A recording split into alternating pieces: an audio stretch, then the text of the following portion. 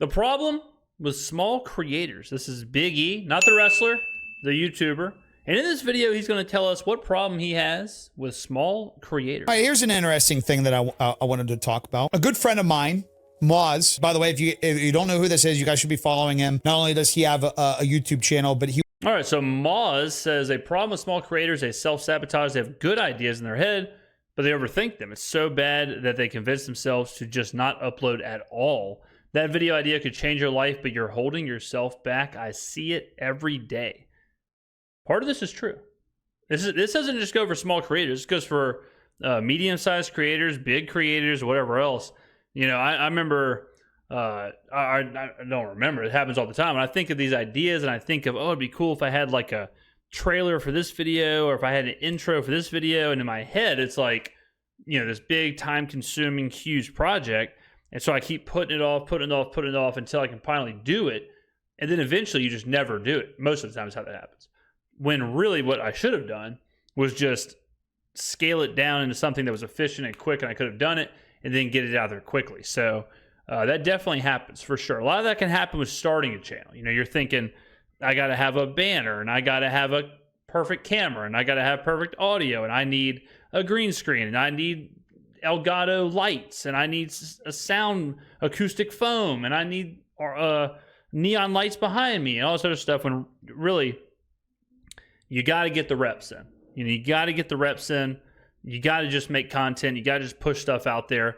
At the beginning, I would say for a small creator, you want to create as much as humanly possible to just get your reach out there, to get your, like I said, your reps in, to figure out what is your sound, what is your, you know, niche. I hear creators, like small creators, ask me all the time, you know, what they should do, or as far as like what their like hook should be. And when I hear it, the hook is never, I don't think is ever right. I think the hook, you know, like YouTube, like Twitch streamers, a lot of the times they want to start off being like a rage streamer or something, you know, where they're all built around being a rage streamer.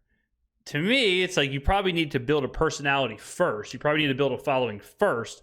And then if you want to show some passion while playing, fine. But you're not going to be able to just sell being a rage streamer long term. You know, most rage streamers end up fizzling out anyway. So, you know, finding that hook, finding your voice, finding your whatever, that only comes with reps and putting stuff out there. He works, like myself, works with a lot of creators out there to like help them, has, you know, lots of conversations on how to leverage XYZ. And I've had the benefit of being able to have conversations with creators like this throughout the years to help other creators do their things. And that's how I've started to grow mine over these last few years, as like I've pushed to become a content creator. So if you guys aren't following him, I highly recommend. But he put out this great tweet yesterday. A problem with small creators, they self-sabotage. It's so true. A lot of creators have great ideas in their heads. Not all the time do a lot of these creators come from the best place though, which sucks. And what I mean by that is there are so many...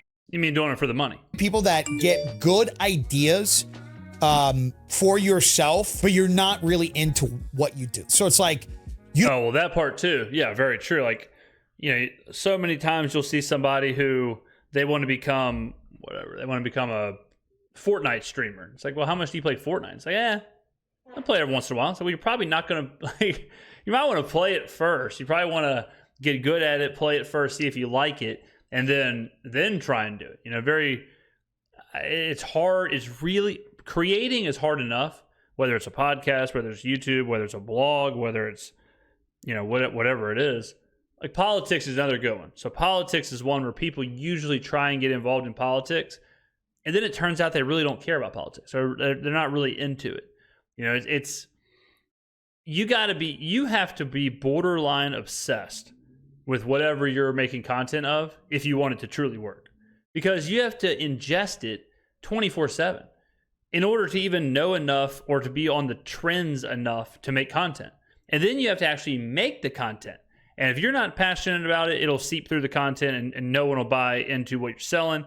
And then it'll be a total waste of time. You know, so that part, very true. A lot of times people try and jump on trends, try and jump on what's popular at the time. And it just doesn't work out, you know? You don't even like Call of Duty, but you get good Call of Duty ideas. Listen, I've seen countless times throughout the years, the people who invest time and ideas into things they're genuinely into always find success in those things. If you're not genuinely into what you do, you will get bored. You will self-sabotage, like you said. Even the good ideas.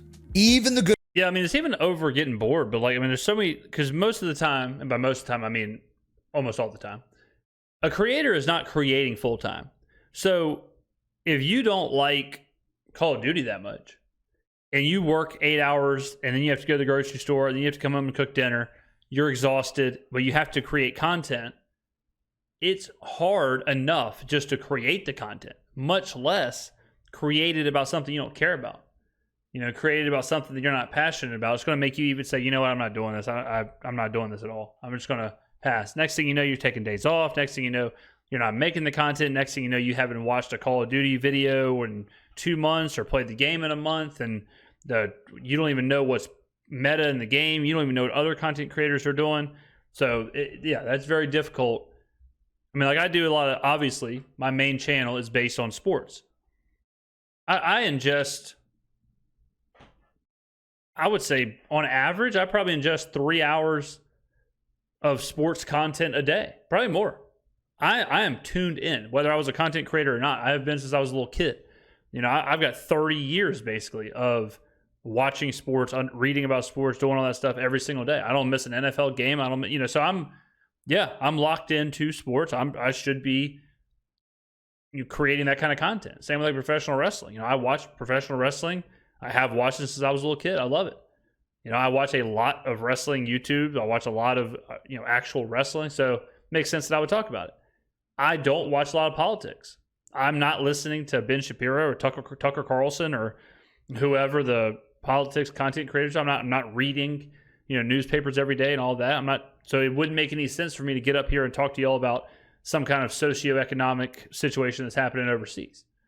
You know, I could do it and put a video out there and see if it picks up traction because they're hot button issues, but I would get found out really, really quick. Good ideas. You will push those ideas to the side because you'll eventually chase that rush of fulfillment once again. They have great ideas in their head, but they overthink them. Boy, how many people can relate to, I'll do this video when I get a good camera. I'll go live when I finally get the good light. I'll start doing this when I get my graphics. I worked for years, by the way, as a graphic designer in this space, chat. That was like what I first started off with. I worked behind the scenes on many, many brands, like for example, Dr. Disrespect, Myth. The amount of times I would come across either a person that had never went live in their life, but they were investing $2,000 into a full fucking streaming setup because why? They're going to be the next Dr. Disrespect. They're going to be the next Tim the Tatman. I got to come into this swing. Dude, it broke my heart. Yeah, I mean, but that's also, I'll say this too. That's also, I think a lot of streamers sell that as a lie. Like I think a lot of people make it, like a lot of streamers make it look like you have to have, the certain frame. You got to have the certain camera. You got to have the certain mic. Like how many, like that mic right there, like that's a Shure mic, right? SHURE. That's the mic that you see on so many different videos. So of course someone's going to be like, man, if I'm going to get to that person's level, I need that microphone, right? Like I have a Blue Yeti that I've had for, now probably, 6 years, something like that. And yeah, I could tinker. I could get another microphone, get another camera. That's just a regular Logitech. What is it? What was like the first one? The one that came out a long time ago. I've had that camera since jump. Since I made the first video. It's probably 7-8 years old, that camera right there. These lights, I just have 2 lights, and I've added this over time. At one point, I was using like a green felt blanket looking thing as my green screen. Now I have the Elgato one. But that's it. You really don't need much else. I tried to do the whole like build a studio room, make it look kind of like how this guy's is, where, kind of has the stuff in the background, whatever.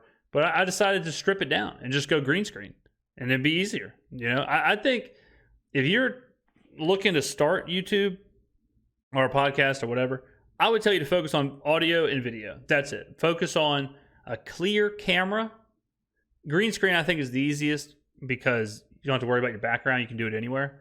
But focus on your video being clear. And by clear, I mean your white balance, your color, your shadows, things like that. Like if you're, in the dark, like let me turn off one of these lights. Oh, that didn't even make that big of a difference. But if you're in the dark, no one's gonna watch. If you're off, like your colors all over the place, no one's gonna watch. Where if you're whited out or your color balance is off, then get that foundation done. And then audio wise, make sure your audio sounds crisp. Make sure your audio sounds as good as you can get it. It's not going to sound perfect. It's not going to sound like Joe Rogan, especially if you don't have that kind of tech or whatever. But for a webcam, for a mic, this mic is like $120. That webcam is probably $100, but now it might be like $70. And that's it. You already have a computer, I would assume. You probably already have like an Xbox or whatever you plan on playing. If you want to record your gameplay, that's like an Elgato, game capture. That's another like $100. So you can get going. You can get your reps in, get going, streaming or doing YouTube for easily under $400. Easily. And then the way I always looked at it was if I made money off of my content, I would just put it back into it. When I first started Twitch streaming, I was making about $200 a month doing that. And I would just take that $200 a month because I was also working a full-time job. I would take that $200 and I would put it right back into the stream. So that $200, boom, that became the Elgato green screen. That $200 became better lights. That became, boom, it became a better keyboard or it became a second monitor or whatever it had to be, So, and now on YouTube, same thing. When I get YouTube money, I just, boom, dump it right back into the stream or dump it right back into the content metaverse that I have going on here. So that's how I've always done it. How often that was, because you just knew, and this is like one of the ways I was able to learn so much about this shit. You just knew the things that people were investing money into first, overcomplicating, overthinking things on this idea that they would be able to just leverage it right out and just come in fucking swinging. Boom, I'm going to be the next big thing because I invested all my money into my camera gear and my designs. Here's the second one. As a designer, the amount of people that I've seen change their shit over the idea of hype throughout the years and invest money into it, that is even more sad. So like biggest example that I can give is I once had this guy buy nearly 10 logos from me in a 5-year time span because he was constantly thinking, I'm coming out with this new brand, new logo, new overhaul, new me. Didn't work out in a month, would do a new one. Yeah, I mean, it's crazy too with logos and stuff like that where, you do, it's probably less important now, but you do need a logo. Like you do need a graphic, you do need to do thumbnails and stuff like that, but you got to learn it, man. You got to learn it. Like when I look at my first thumbnails, when I first started doing FIFA YouTube, now 10 years ago, the thumbnails were terrible. They were done on, basically Microsoft Paint. Now the thumbnails have gotten better. I've gotten better at it. I've never paid for a thumbnail. I've never outsourced a thumbnail. It's part of the game. It's part of those reps. And that stuff makes you better too. The thing with Doc, so Dr. Disrespect is a good example he used, where you watch Doc stream and you're like, man, I need like a full scale operation here to be on that level. When Doc blew up and when Doc was really popping off at the very beginning there, and he was starting his stream and all that, I was watching Doc basically every day. But he's in a room, like he's in one room. He's in a green screen room. He's got cameras pointed where he's got to do it. But it seems like a big production. But at that time, it really wasn't. And a lot of the times when Doc was like shifting between his scenes, like his audio was messed up or his lighting was messed up or something, but the viewer didn't care because he was entertaining. At the end of the day, if you are entertaining, that's all that matters. When you look at the new really popular streamers, whether it's Sketch or Jinxie, they're not in some $200,000 studio like Nick Merckx or Tim the or like any of these guys like Ninja. Not to say there's anything wrong with that, but XQC for a long time, maybe even still, was streaming and doing YouTube in basically an empty room. There's a lot of Tyler One reached the absolute pinnacle of streaming, and he was doing it and you couldn't even really tell what was in the background. So there's so many different ways to do it, but the one thing that has to be there is you have to be entertaining. You have to be entertaining. You have to have a good product. If you make a good product, I mean, it's just like food. How many restaurants have you been into that look like a total dump? They look like a dive, but they have the best hamburger in town, so everyone goes there. Or this place like is basically a closet, but they make the best pizza ever. And it's just one guy in the back making the pizza, and you can't get it anywhere else, so they stay open. And then flip side, how many times have you seen a brand new building with beautiful interior, the food is garbage or the prices are too high and they don't make it? So you got to focus on the product first. We'll do a new one. We'll do a new one. We'll do a new one. They overthought the process. They thought about the wrong shit. Those ideas are good. Branding, taking your shit serious is great. That's smart. Yeah. When you've started something, when you fucking put yourself out there and you started to build a community. Somebody said, look at a great example is XQC, Speed, Jinxie. I mean, we're talking about some of the biggest creators in live streaming right now. I'm on a different level. And their gear, they don't worry about the fluff. They don't worry about the this and that. They just produce content and have a good fucking time. The overthinking part for small creators, it's so true. You guys need to stop 100%. Worrying about, well, people like you if your camera is not this or that. Just worry about your mic being at least decent so people can listen, and that's it. But like man, me and this guy are on the same level, same page. Make sure people can see you and they can hear you. That's it. Like, don't worry about, whatever neon lighting or, you're like, do you have the greatest equipment ever or any of that stuff? Don't worry about any of that. Just, can they hear you? Is it clear enough? Can they hear you? And then if you're clear enough, you're good to go. You can rock and roll. That's it. This overthinking of, I gotta have this, I gotta have that, gotta be this brand, gotta have this light, gotta have this camera, yada, yada, yada. Dude, it kills creators. It kills creators. That's overthinking, I think, is probably the number one thing that holds people back. You gotta stop overthinking. Just start fucking doing. You're gonna fall flat on your face from time to time, man. Not everything you put out is gonna be great. It's gonna suck. Really is. A lot of the shit you're gonna put out sucks. I've been doing this for 10 years. Half of my shit fucking sucks. The great thing is I'm consistent. I don't give up. And every now and then I get a fucking 1 million to 10 million viewed banger. And I'm fucking happy. I carry on with my day. It's so bad that they convince themselves to just not upload at all. Even some of you guys in chat, you're overthinking, you're overcomplicating, you're living too far in the past, like the great moments, or being too hyped about the future and all this planning. It puts you guys in a situation where you don't even do anything. Like, what are you guys doing? Just fucking produce. Well, I saw someone in the chat here talk about working out. Same thing with working out. People are like, all right, if I work out, I got to go get new workout clothes. I got to get new tennis shoes. I got to get a, gym membership. I got to get a nutritionist. I got to start eating right, meal prep and doing all this, doing all that. Just go walk. Like, at the very beginning, do anything. Do push-ups, do yoga, do 100 push-ups and 100 sit-ups, or buy one of those $20 pull-up bars you can put in the closet or whatever, and do that. When I got canned during COVID, I spent 10 months. 10 years have been a long time. 10 months on food stamps.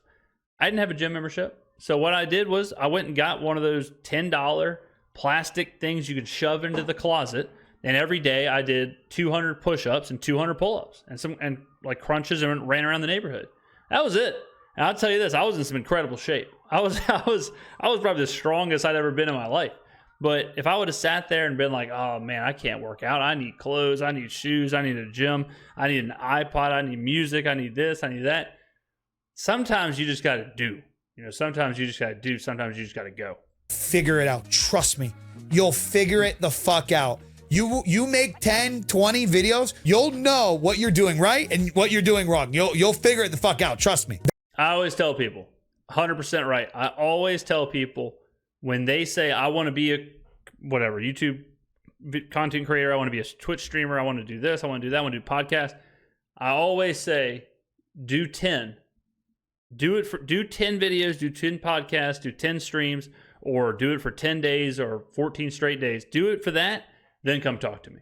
Because so many times you hear all this, right? Like, what camera do I need? What Microphone do I need? How do I do this? How do I do that?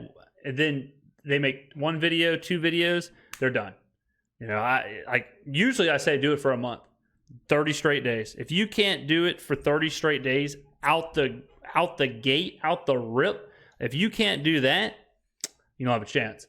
When I first started, I was on FIFA YouTube. Like I said, I uploaded a FIFA video every single day for over 2 years. It was something like, it was a long time. Daily videos for 2 straight years. Got me to like maybe 400 subs, something like that, 400 or 500 subs. I was barely kind of just getting a little bit of a community, and then I totally switched and said, you know what, FIFA, this probably isn't it, because I didn't want to attach myself to one singular game. And that's when I started doing like sports stuff, topical news story stuff, things like that. But you're going to go through stretches where you do it and it doesn't work, and you pivot and whatever else. So worry about the actual production first before anything else. That video idea could change your life, but you're holding yourself back. I see it every day. It's so fucking true. Oh, I want to make this. I want to make that. And the overthinking starts coming out. Well, who would like that? Who would want to see that? I quoted this tweet and said some things myself. And even in that post, when I was creating content on YouTube, the stuff I thought was obvious and useless information ended up being some of the biggest videos. Stuff I thought was great and put a ton of effort into, flop. That can happen, but that can happen. Let me pull this back up. When I was creating the stuff I thought was obvious and useless ended up being some of my biggest videos. Stuff I thought was great and put a ton of effort into, flop.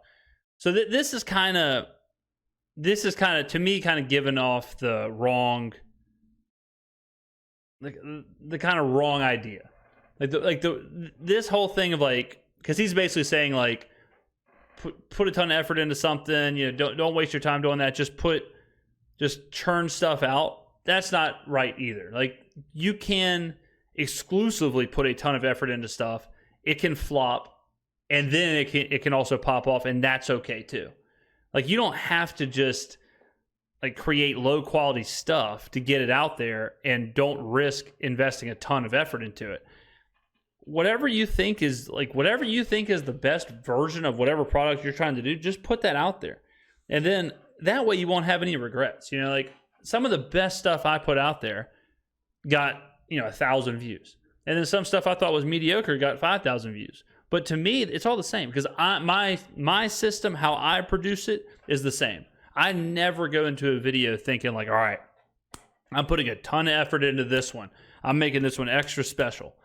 And I don't go into other videos saying, I'm just going to kind of half-ass this one. It's all the same.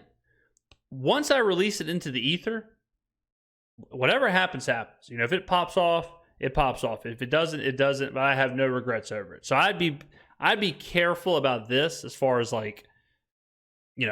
putting into effort. And I would say put a ton of effort into every single thing you do, and then let the chips fall where they may. Creator, I started making videos about the common sense shit, about the most simplistic shit. Things that your average pro player, or the guy that wants to drop a 20 kill game and be cool because he looks up to Imperial Hal, those people would deem as this is stupid content because they already know it. They've been playing the game from day one. But the amount of new people that go to a game, it was the common sense that people were looking for. Oh shit, I didn't know on the mini map that it would pulsate if I was outside the zone. Thanks for the little tip on that. Never knew that. Been playing this for a year or two. But then what's funny about that, the obvious common sense shit that a lot of people think is useless or boring information or boring content, you have that side of the aisle that's oh, dude, didn't know this. Glad I found out. And then you have that whole other side, the fucking haters. This is the beginning, that's just kind of common sense. The beginner common sense stuff is going to have a bigger audience than your high meta, high level players or whatever. Brain dead. I've known about this all the time. Yada, yada, yada. How do you not know? And it just creates more traffic, more interaction. Also, the thought it's not original enough, brother, that kills so many fucking creators. Smaller. Well, that's why I always say, you aren't selling, if you're a Valorant streamer or a YouTube or a content creator, you're not selling Valorant. You're selling yourself. So you are the thing that's original. You are the thing that's unique, not Valorant or the style of video or whatever, unless it's like, you know, like really unique. But so I always tell people like, and that's another, I see this a lot with gaming, where people come into it and they want people to watch them because they're good at the game. They think they're a potential like pro player or whatever. That isn't going to cut it. People want to watch entertaining people first, and then if they're good at the game, that's a bonus. You know, if whatever game you're playing, if you're quiet for a minute straight because you're concentrating to put out a 20 kill game or whatever, you might as well turn the camera off. You might as well throw it in the trash. Like, you've got to, it's way more important to sell you. And that also helps in the long run, because if that game falls out of favor, your audience will still stick around because they're sticking around for you, not for the game. Creators 100% are their own worst enemy. My life revolves around content, gear, and social media. You want to know my current obsession as a viewer right now? Time-lapse videos. You want to know my current what I've been watching? While some of you stress about being overly creative and trying to figure out the next thing and trying to just be so goddamn smart and seem so cool, Man, this is so true though. Like, how many of y'all, or how many, you know, channels have you seen that have 100, 500,000 subs and all this other stuff, and all it is lawn mowing or carpet cleaning or tile cleaning? I watch these hoof cleaning videos all the time of this guy cleaning like horse and cow hooves, and they're like 2-minute videos or whatever, but it's the most fascinating thing. Like, you know, this guy, does he have some crazy RBG light? Does he have some crazy Elgato whatever? No, he's just a guy on a lawnmower, put his camera up and let her rip.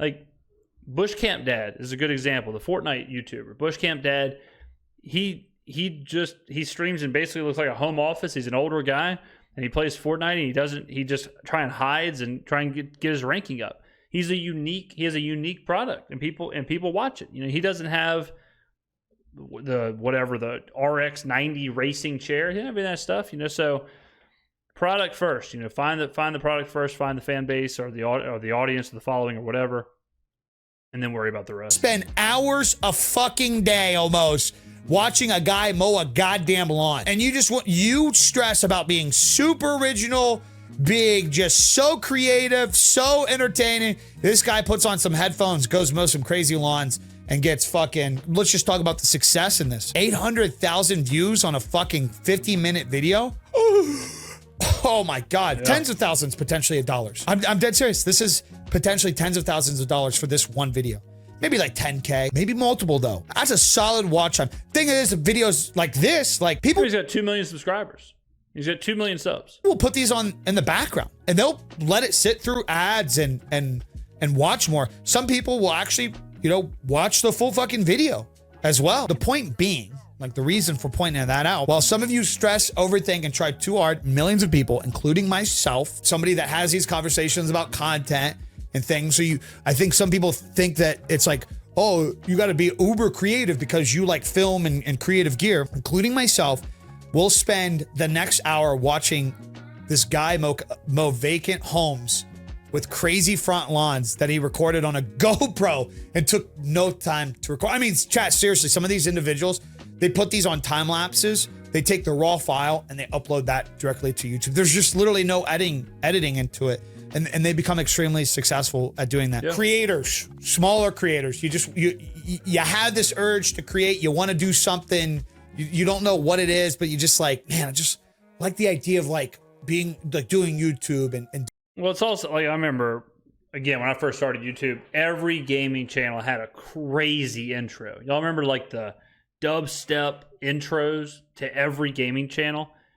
Every channel had one. So I'm sure all the new creators were like, damn, I got to get a sweet dubstep intro if I want to have a chance. And now not a single channel uses those intros, you know? So those kind of things ebb and flow. What doesn't ebb and flow, or what shouldn't ebb and flow, is you, the creator. You need to be the foundation, the focal point why people keep coming back. You know, everything else can be interchangeable. But when you focus on that other stuff, it becomes non-interchangeable interchangeable, and that becomes very dangerous for your growth and your channel. Doing social media, take things you're into, / are good at, turn them into video form, learn from what does and does not work. I'm telling you, that's it. That's really it. Like, what do you like? What do you do? What are you interested in?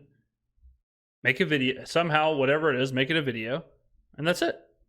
If it works, it works. If it doesn't, fine. But like, that is all it is. There's a channel, there's a YouTube channel I watched not too long ago. The whole channel is just about Jurassic Park, and they talk about like fan theory. They talk about like, you know, movie stuff and Easter eggs and whatever. And it's like, it can be anything. You can make videos about mowing lawns, Jurassic Park, marbles, Dungeons and Dragons, Magic the Gathering, books, cooking, anything, you know. So whatever your hobby or whatever your interest is, lean into that. Individuals that show up and do the things they're already doing in content form, if you basically say, take the hobbies you're into and say, how do I turn this into a video? How do I turn this thing that I'm doing into a video to narrate the idea of whatever it is that I'm doing? More people are going to probably relate with that than you thinking, what can I do to hook somebody, to be cooler than somebody else, to be better than somebody else. Most content comes down to, I mean, look at why you guys are watching this. You're watching this because we're just having a conversation about content and what to do. There's not anything deeper than this. It's not rocket science. Like, why you guys. Yeah, I mean, there's very little editing to this video. There's very little, you know, to this. It's just a conversation. Some people like that, some people don't. But, you know, but it's the same with, and you know, gaming is a very popular thing. So that's why I keep going back to that. But it's the same with like people who do gaming and they try and be Speed, or they try and be Jinxie, or they try and be whoever. It just doesn't work. It just does not work at all. You know, you have to be you. You have to be you first. Like, you cannot try and be XQC if that's not actually how you act. Are in here interested in the conversation. It's a good conversation to have. You do that with your own content. And you just start producing videos. Stop letting all the doubt, the self-sabotage, the needing to wait for this and that. Over time, you'll figure it out. I'm telling you. You'll find out what you're doing right and wrong. You'll find out what works for you, what doesn't work for you, what's best for your content, what content is best for you, vertical, long form, streaming. You'll figure out tools to leverage and figure the fuck out. I'm telling you guys, applying effort is going to get you further ahead. What's the cliche phrase? The man who loves the journey more than the destination will make it further than. Yeah, I mean, 100%. Because the destination, there is no destination. You know, like the idea of like, I want 1 million subscribers. Okay, well, I mean, the what you have to do between the beginning and the million, like, you know, let's start at 100 subscribers. Let's start at 10 subscribers. You know, let's start at 50. If someone says, I want 1 million subscribers, they better be passionate about getting 5 subscribers. They better be passionate about getting 50 subscribers, because you got to work your ass off to get 1,000 subscribers before you get 1 million. You might never see 1,000. You may do YouTube for 10 years and end up with 800 subs. And 800 subs is a lot, for sure. It's a lot. So you better love just making videos, making podcasts, doing content, whatever it is you do. You better love that way more than you love money or followers or, you know, likes and comments and all that kind of stuff. You know, so you definitely have to have a passion for it, enjoy doing it. If you're creating content with the sole goal of blowing up, doing it full time, any of that stuff, that's a horrific way to start this thing. The person who loves the destination. Stop being your own worst enemy. Get to fucking creating, man. So many of you guys out there doing such cool shit in this world. Do some fucking, clean something, pop it off. Just do what you do. Be you. Be unapologetically you. It's the best time ever to just be you. When I was growing up, 25 years ago, you had to do like 3 things to be cool. You had to have like a Birkenstocks, you had to have American Eagle or Abercrombie and Fitch clothes, and a bucket hat, or watch MTV. That was it. You're cool. Congratulations. You got a puka shell necklace, you're cool. But it was the flip side too. Like, oh, you had glasses. Oh, you played, you know, guitar. Oh, you were in the band, oh, you skateboard, like, oh, you're a nerd, you're a dweeb, you're a goth, whatever else. Like now it's not like that. Now you can be cool, like I said, playing Dungeons and Dragons just as like you can be cool riding a motorcycle. It's not 1975 anymore. Right now is the most individual era we've ever had in the world, where the coolest person in the world can be some guy who, you know, plays Fortnite every night. Like that's it. You don't have to, nothing is off limits. So lean into whatever it is that you do and do it well. Ladies and gentlemen, fun conversation, good stuff. Big E and very nice, good combo. Liked it a lot. Hope you all enjoyed it. Get on down in the comments below. Let me know what you think about this. Anything else that you gleaned from this video. And I will see you in the next one.